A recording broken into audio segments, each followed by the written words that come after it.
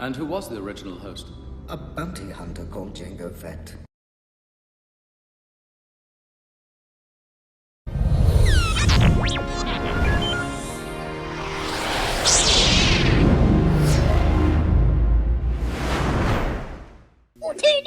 Hello my dear friends and welcome back to another Star Wars news update. In today's video we're going to be talking about a new rumour for Obi-Wan Kenobi, speculation for the Bad Batch and more. As always my dear Megalorians, before we dive into it, please may I ask you to hit that big red subscribe button if you've not done so, and also be sure to give that bell a good old tickle to be alerted each and every time that I post new videos. So without much further ado and without any more jibber jabber, let's dive straight into it. So we're going to start with Kenobi. You may have recently heard the rumour going round that Inquisitors are going to appear in the series. Well, a new report suggests that Lucasfilm wants Obi-Wan to have as much lightsaber action as possible, and we have some new details about Darth Vader's role as well. According to the rumour, a major plot thread involves Obi-Wan taking on Inquisitors sent by Darth Vader, and we're also going to see plot threads that tie into Rebels. It's not known if these Inquisitors are going to appear in just one episode or if it's going to be in multiple ones. But let's take a look at what this article has to say. Darth Vader returns in Star Wars Obi-Wan Kenobi on Disney+, and fans may now have a clue as to what his role is. It seems that Darth Vader is going to send the Inquisitors, dark side Force users trained to hunt down Jedi that escaped Order 66,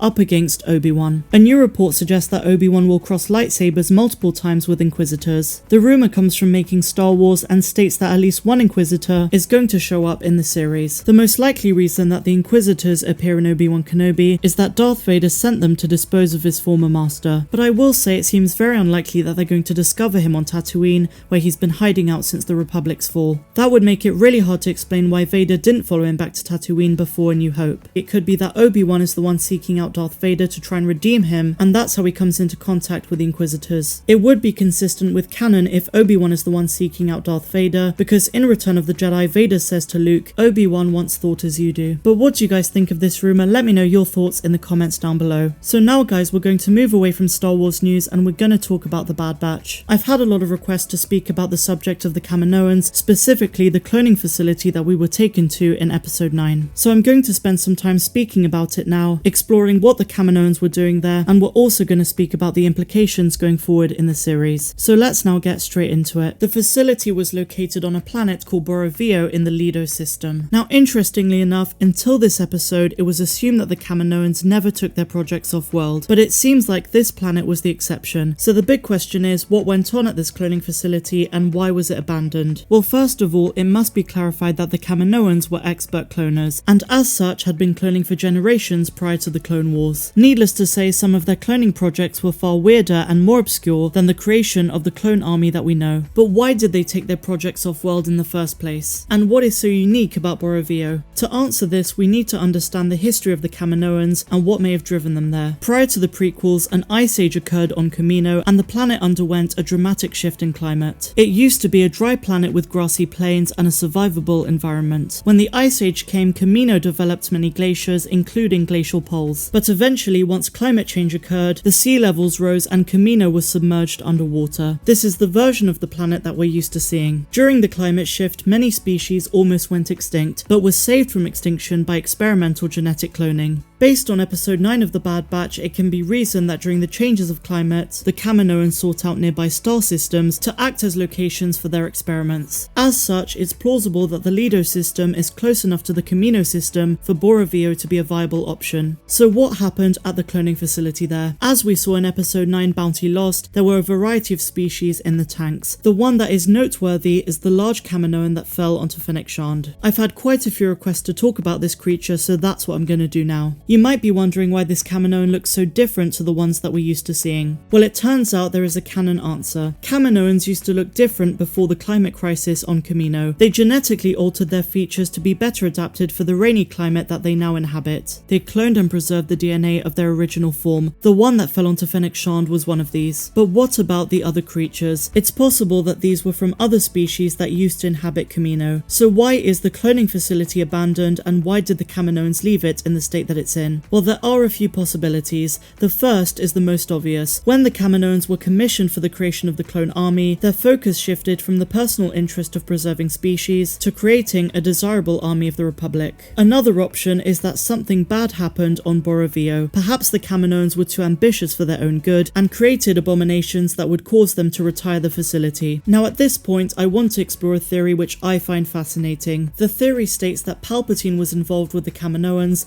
long before he rose to power as Chancellor and then of course Emperor. If we go back for a minute, during the events of the Phantom Menace, it's possible that Palpatine developed the same obsession with immortality that his master Plagueis had. After killing the Moon Sith Lord, Palpatine began seeking the most sinister secrets of the dark side. This of course led him to discovering the beauty of cloning, and inevitably he would have gotten in touch with the Kaminoans. We have always assumed that Palpatine started his own cloning projects during the original trilogy, but it's possible that some of his earliest tamperings with cloning began during the prequels. If this is the case, he might have commissioned the Kaminoans to create a cloning facility for him off-world. This way, it was out of sight of the Jedi, and he could ask the Kaminoans to begin his crazy experiments in peace. This might be what we're seeing in the Bad Batch because ultimately, things always seem to connect back to him. Now that Palpatine has become Emperor, he can do pretty much what he likes, and he's going to start opening cloning facilities across the galaxy. Now that he answers to nobody but his own authority, he might reopen the Bora Vio facility or one just like it. Eventually, it would be the Imperial Remnant who continues his experiments,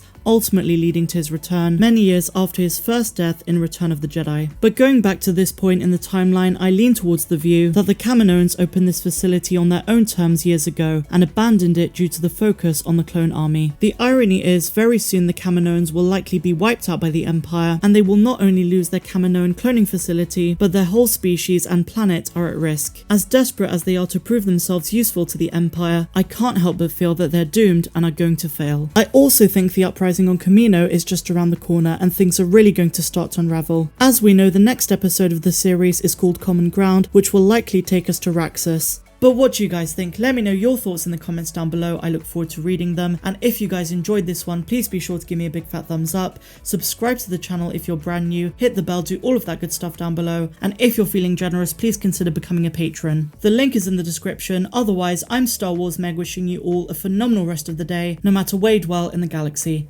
Have a good one. I'm pleased to announce that channel memberships are now live. For $2.99 a month, you can help to support the channel and get members exclusive content. You also get custom badges, emojis, polls, live chat features, and more. All you've got to do is click the join button below. It's an alternative to joining Patreon.